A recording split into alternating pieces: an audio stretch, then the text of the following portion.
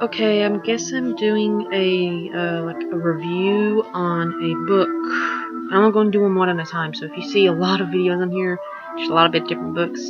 Because I know I ain't got YouTube doesn't have a lot of time I can put on here. Okay, so let's start already. It's the book Laurel McDaniel, A Rose for Melinda. I love this book. I absolutely love all her work. I've got a lot of her books. But this, I know for a fact it was about a girl, Melinda, and this boy, Jesse. They've been best friends since they were like 5 or 6. And I think, they actually end up meeting when they're older, though. He ends up coming and visiting her, I think, when they're like 16 or 17. And she's like 15. So I'm thinking he's like, yeah, he might be like 16. But, anyways, she gets leukemia. And she was like really into ballet and all that. And they actually ended up falling in love with each other. And spoiler, okay, for anybody who doesn't want to hear anymore, she ends up. But the only thing I didn't really like, and I was really hoping that this would be one of them that they end up living, but she ends up dying in it. She ends up contracting like mono or something because they ended up destroying her immune system for a what's that, bone marrow transplant, I think, or something. And so her body wouldn't reject it, so they had to destroy her immune system, and she ended up dying. That made me sad. I really wanted her to live, but I mean, it wasn't that bad. I mean, it's not even really that thick for anybody who wants one of them little thin, not long reads. I'd really highly want people to read this. Yeah, I mean, it's one of my favorites of hers, actually. Okay, that's one review. I'll try to go on as long as I can go with this video. Let me see. Pick this one, if I can. Okay, and then the next one I have is The Host. And I really love the cover of this book. I was actually going to get the movie cover until I saw this one. I went, well, they didn't have it, so as soon as I got a good close look up, that eye shines and all that. And it's also got the new bonus chapter inside. That's also what made me get it. But anyways, I wanted to collect the Stephenie Meyer, and I don't know if it's true or not, but I hear she's going to come out with 2 or 3 more of this, but I don't know when. When I do find out, I'll tell you. But this one is about Melanie Strider, and I guess in a way that's her. And she's sharing a body with what is that one? Wanda, except I think they call her Wanderer. It's kind of like both names. She goes by both. They end up. Let me see, I'll just read a little bit of the back. It tells you more than what I can. Melanie Strider refuses to fade away. Our world has been invaded by an unseen enemy that takes over the minds of human hosts, while leaving their body intact. But Wanderer, the invading soul who occupies Melanie's body, finds its former tenant refusing to relinquish possession of her mind. As Melanie fills Wanderer's thoughts with visions of Jared, a human who has avoided invasion and lives in hiding, Wanderer begins to yearn for a man she's never met. Soon Wanderer and Melanie, reluctant allies, set off to search for the man they both love. Featuring one of the most unusual love triangles in literature, The Host is a riveting and unforgettable novel about the persistence of love and the essence of what it means to be human. I didn't, when I saw how thick this was, I wasn't sure I was going to, get into it. I like thick books. They're not that bad, but it's really got to capture me to keep me in. This one is one of them that captured me. I could not put the thing down. And, I know, Give me a minute, I'm trying to remember this book. It's kind of way different than the movie in certain parts, but some of it's the same. The only thing that got me so confused is that I probably shouldn't have done it. I watched the movie. I didn't know that there was a book. I couldn't find the book, so I just watched the movie before the book. And, let me think. Jared and Melanie. I watched in the movie that they slept together, and in this one, I think like she's like 17, he's 25, and that like threw me way off. I thought they were the same age.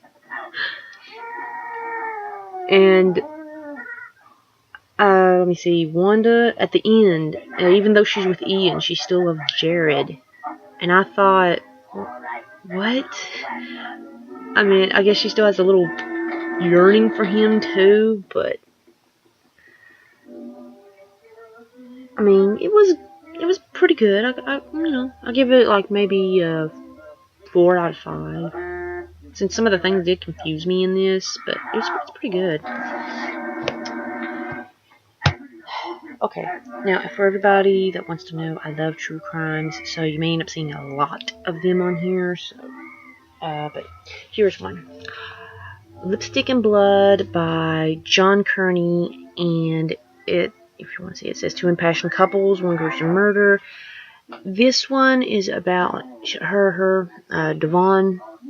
What's her last name again? Devon Guzman.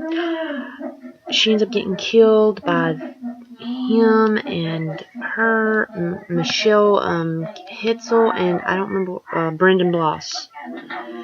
They ended up killing her because Michelle, I think, was still in love with her. I mean, well, I gotta be honest.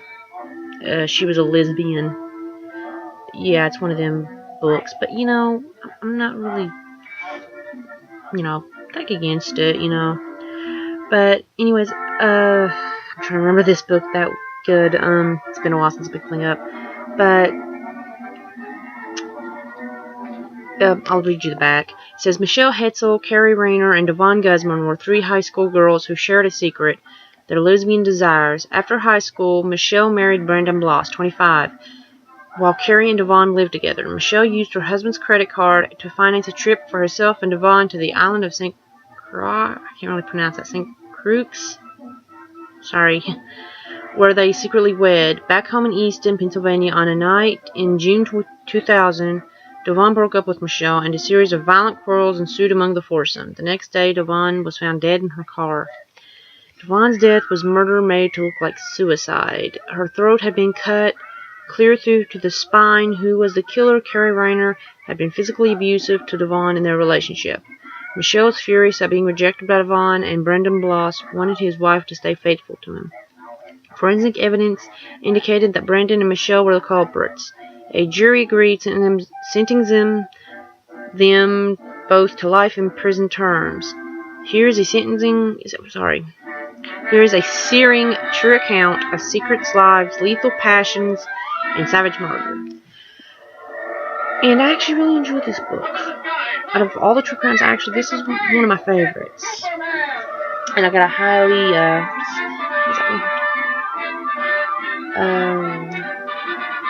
recommend. There we go. Gotta highly recommend this book. Oh, and if you hear noises in the background of this video, please ignore them. My niece is watching a classic cartoon thing. So, my next read was My Girl by Patricia Hermes. And almost everybody knows what this is about. It's almost the same as the movie, except just a little different in certain things. But the fact says, when your dad's an undertaker, your mom's in heaven, and your grandma's got a screw loose, it's good to have a friend who understands you, even if he's a boy. It's about Veda and Thomas J. It's basically like the movie, though. Veda, whose father is an undertaker. Thomas J, who's like her best friend. He has like a crush on her, and she has a crush on her teacher. she thinks she's so in love with him and everything. But when Thomas J, they actually share their first kiss together, you know, as friends. And it's not until Thomas J dies, spoiler, I'm sorry, that when he dies, though, that's what takes its toll on her. She almost can't get past it. But she does, and she ends up making a new friend. I cannot remember her name. But I end up having My Girl. I do have the book My Girl too, although I haven't gotten around to reading it. But I gotta highly recommend this book. I actually really do like this one too. Almost every book I got, I like it, but some of them I don't. So I'll tell you if I don't, though. Another true crime. This one's Because You Loved Me, by M. William Phelps, and it says online love affair, real-time murder, and if you want to know, let me see if I can do this. She dies, and her name was Janine. I do not know if I'm saying her name right. Janine Dominicos, and her daughter Nicole, and her boyfriend. What was his name again? Billy something. Billy Sullivan, I think. Wait a minute. Yeah, Billy Sullivan. And her daughter's name, actually her daughter decided to keep her dad's last name because her mother got divorced. What was her name? Nicole. Give me a minute. I can find out really fast. It's on one of the pictures in here. Cassinekis or something like that. But yeah, her mother ended up divorcing her father, and she actually does not like that either, the daughter. That's like one of the reasons them two, well, she had problems. The mother fought with her, like she fought with her mom a lot, and she did not want her daughter to date him because he was 18 and she was 14. And supposedly, like, the only reason that she even went along with killing her mom was that, supposedly, I don't know if it's true or not, it's what she said, that he was controlling her, he was, like, brainwashing her, obsessed with her. And I gotta be honest, this actually kind of freaked me right out a little bit, because, I mean, it's a good one. I did have a little problem with the two kids dating, and the woman. Why'd that woman get killed? I mean, neither one of them could give a straight answer. But I'll read you a little bit of the back. It says Janine I just said her last name a few minutes ago. Give me a minute. Domenico's fiance found her body on her kitchen floor. More than 40 stab wounds and blows to her head with a blunt instrument had cut her life short. What monster had struck in the heart of a peaceful New England town? Janine was a hard-working single mother. Nicole, her 14-year-old daughter, was on the honor roll and head over heels in love with an 18-year-old man she'd only known through the internet. Once the lovers met in person, Janine's motherly instincts sensed trouble. If only she'd known that the life in danger was her own. With a history of psychological trouble and family misfortune, Billy Sullivan's obsessive and controlling power over Nicole contributed to the brutal slaying of her mother.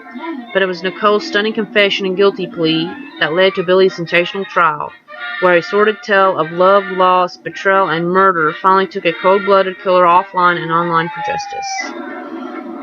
And I don't know whether she is still in jail or not. I looked it up once before, but I can't remember. Okay, the next book is, and I gotta tell you right now before I even show it to you that I lost the dust jacket, I guess that's what you call it, on this. I can't really tell you that much. I'll tell you what I remember. But everybody kind of knows what this is. And it's a little, I gotta be honest, this book is a little beat up, if you could tell. I try to fix it up the best way I can, but it was pretty hard. I got a few books that are beat up because something happened and they kind of got messed up real bad. But it's The Hunger Games by, I think her name's Susan Collins. Yeah. Almost everybody who watched the movie or read the book pretty much know what this is about. But for those of you who don't know, this is about Katniss Everdeen and Peter Millar and these weird games they go through. It's about these group of different kids from different districts. They do it they have to fight to the death, all of them. And let me think. I'm trying to remember most of this. I'm trying to go by the movie and the book at the same time. The only reason that Katniss at first is trying to keep Peeta safe is because she thinks she owes it to him because he gave her bread when she needed it. And, food in the way he fed her. And, I'm trying to remember. And she's friends with this guy, Gale, and it's kind of like she's in love with both of them for different reasons. And, it's so hard. I know the only reason that she actually volunteered, she wasn't really picked. She volunteered because of her little sister got chosen, and she went, no, I'll go instead of her. But that's what this one's about. And I actually really like this one too. I actually like this one so far. I haven't read Mockingjay yet, but this one right here is the one I like the most. I like Catching Fire, but not as much.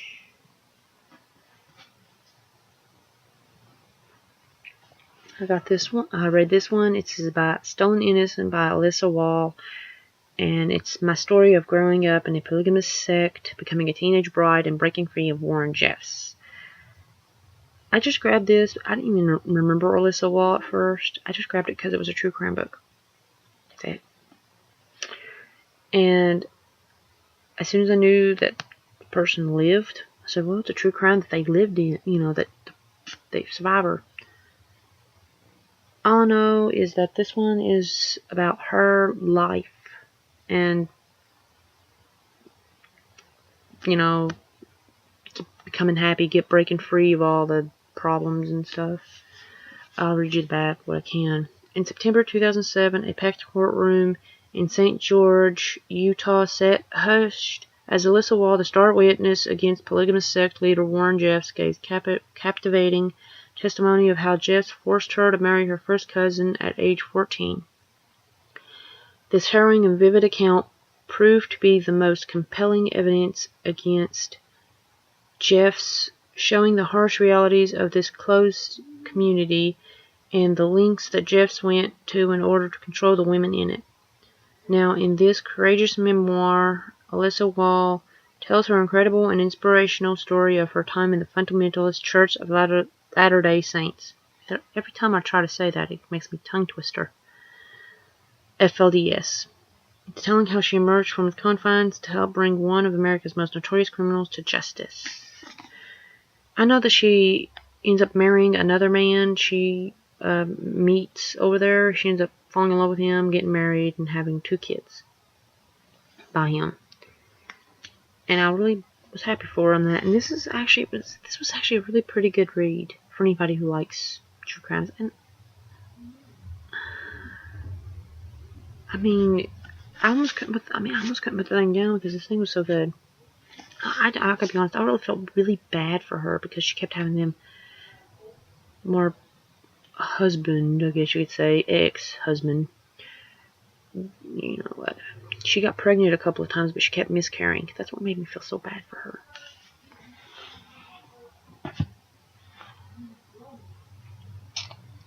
And, for anybody, also, I happen to really like Dear American, The Royal Diaries, and stuff. And, this is an uncorrected proof thing. It's for limited distribution. It's kind of like a little taste of it, I guess. But, this is The Royal Diaries, Marie Antoinette, Princess of Versailles, Austria, France, 1769. And give me a minute, I will tell you who wrote this, if I can find it.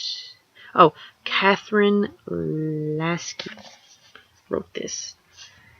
And this is basically about Marie Antoinette's life, or what they thought was her life. It's like Marie Antoinette wrote a diary about when she was a kid, when she got engaged,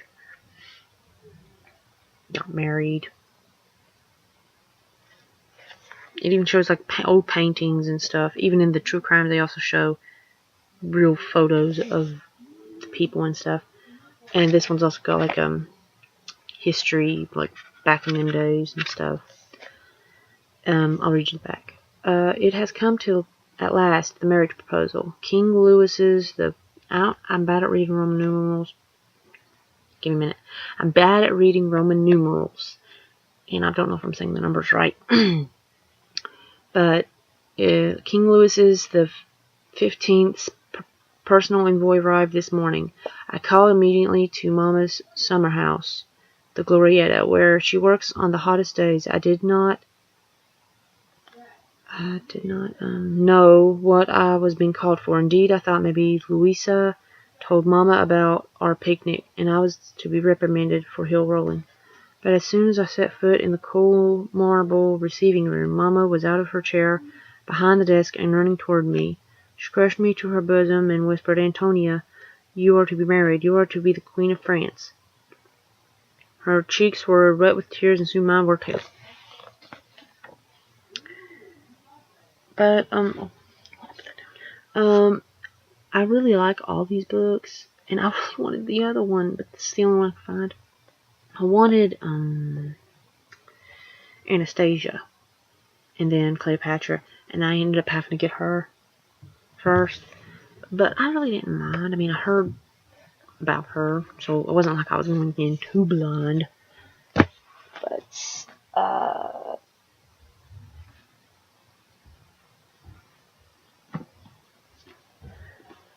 another true crime. I don't know how long I'm going to be able to. I'll try to go through these fast. But Meet Me for Murder by Don Lasseter. With Ronald E. Bowers. It was he worked in the district attorney's office, I think. But it says, young beauties with Hollywood dreams, a predator's deadly trap. Don't be fooled by the front. She's the only one that gets killed. Her don't. He's the guy that killed them.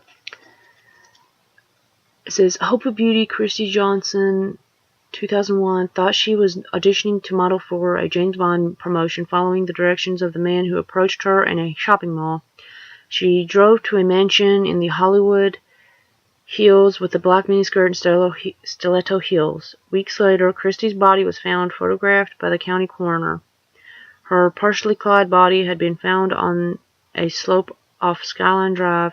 Not one iota of forensic evidence was recovered. All investigators had was another Hollywood dream gone nightmare.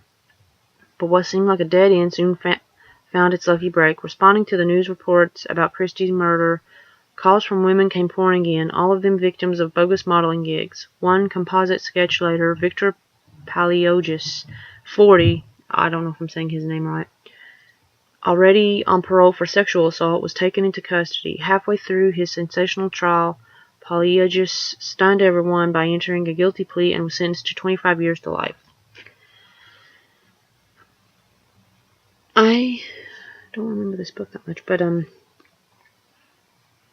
I know that one of them was married and she went up there with her husband, kind of fool him, and it was good she did, or she would have been killed then. The other one, I think she just ran off. That's the part I don't remember. But every time I read one of these, I kind of get sad because they always don't want the victims to get killed, but, what can you do? A lot of my true crime books, though, come from Pinnacle or, Harper. Them two. But I actually really like this one. Let me see. It'll be like a 3 out of 5. It was good, but still a little slow. Okay. Now this one's kind of old, but I've read Maggie Shane, Twilight Hunger, and I actually just bought this because I didn't have this is the one where I went blind in it.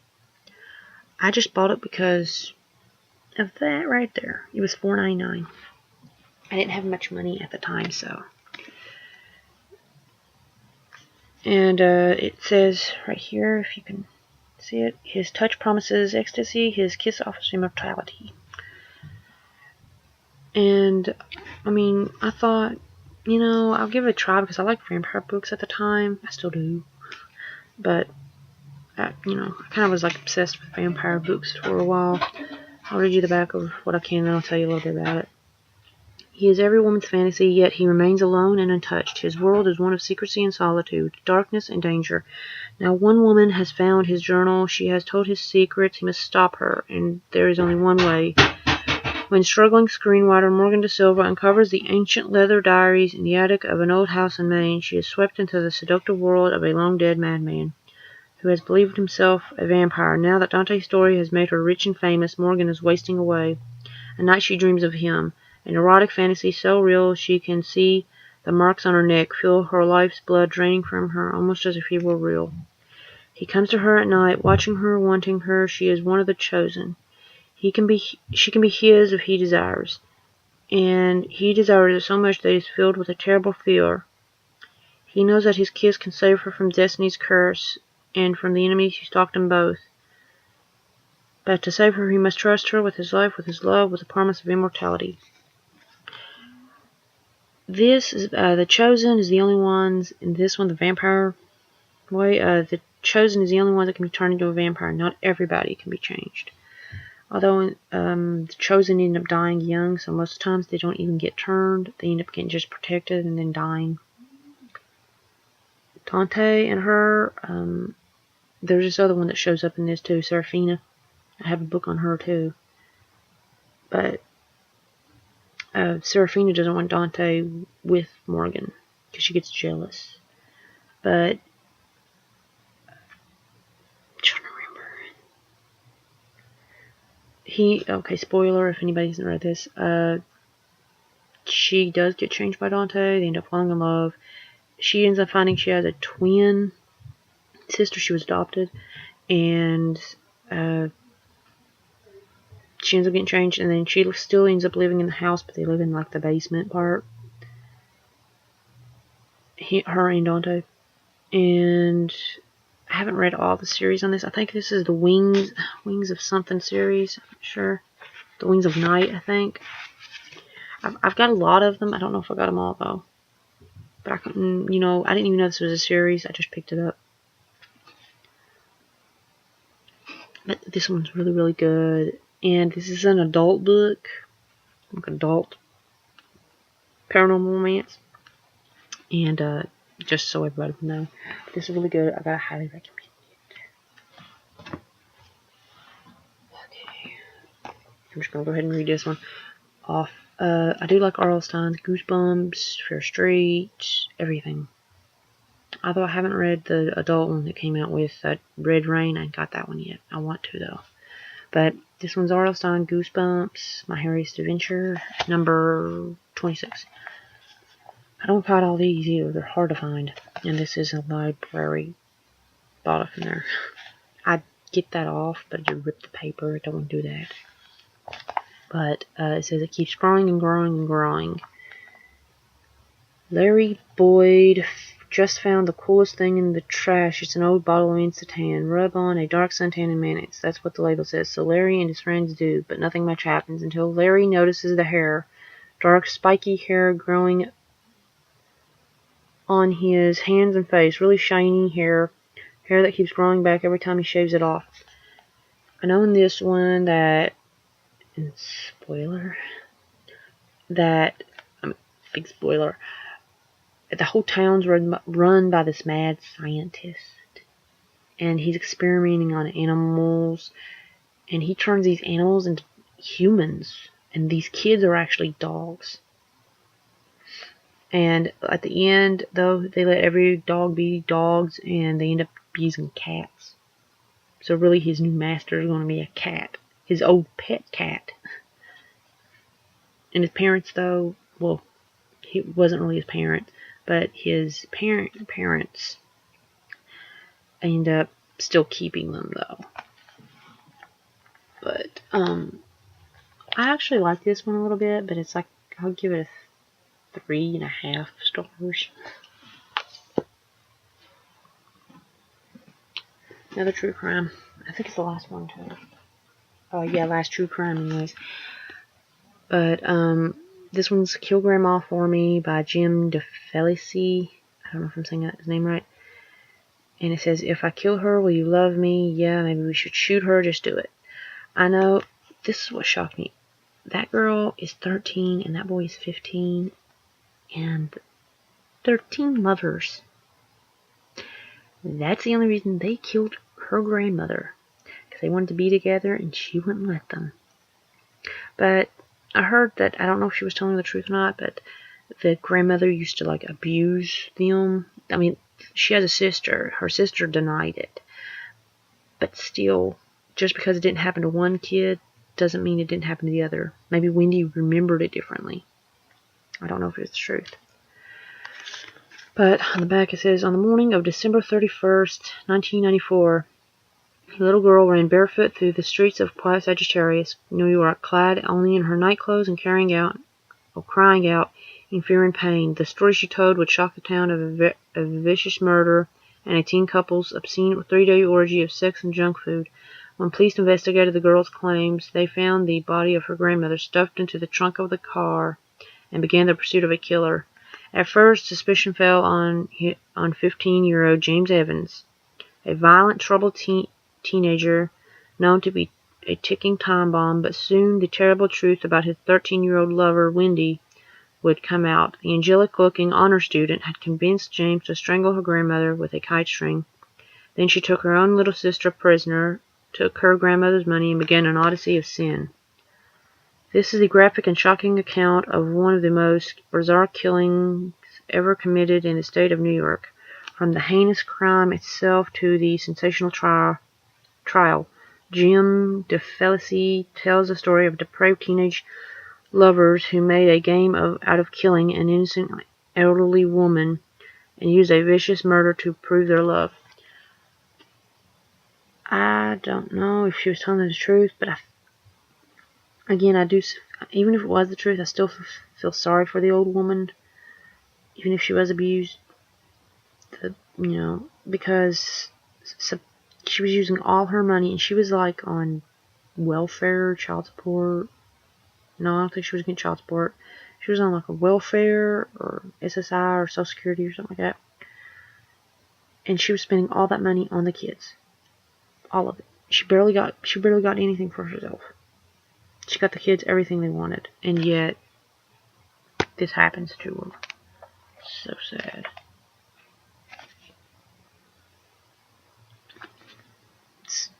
I could highly recommend this one. This one was my mother's, but sadly my mom passed away, and I ended up getting all her books because nobody else wanted them. I didn't really care because I really liked this because I read it to her once before. And then this last one. This is Catching Fire, part 2 to the, I don't know whether to call it a trilogy or saga or something. I don't know what to call this, but it's part 2 of the Hunger Games. And again, does Chacket gone? When I bought these off of eBay, I didn't even know the thing was gone. It showed a picture of the cover, and when it comes in like this. But anyways, at least I got it. Okay. But this one is like it's basically like Catching Fire, the movie. If you watched it, it's about Katniss, and she has these like terror, like almost like night terrors because of the games from part 1. And Rue, she keeps remembering Rue, feels sorry and everything for him. She's still got a fake being in love. She thinks it's fake. She still feels something for Peeta, but she thinks she just wants to be friends with him. Because this is when she starts realizing she has feelings for Gale. And I think at the very end she says, well, everybody's expecting us to get married. We might as well go ahead and get married. They have to cancel the wedding because they end up getting put back into the games, where Peeta ends up getting taken prisoner, and she ends up becoming the Mockingjay. Kind of gets taken away, and then I think somebody else gets taken. some other girl, and the black man. I can't remember his name. Nuts and Bolts, something. Bolts, I think. I can't remember which one. Nuts is the woman, Bolts is the man. I don't know if that's what their names is in there, but the guy with the glasses. He ends up getting taken prison. Oh, not prisoner. He gets taken with Katniss.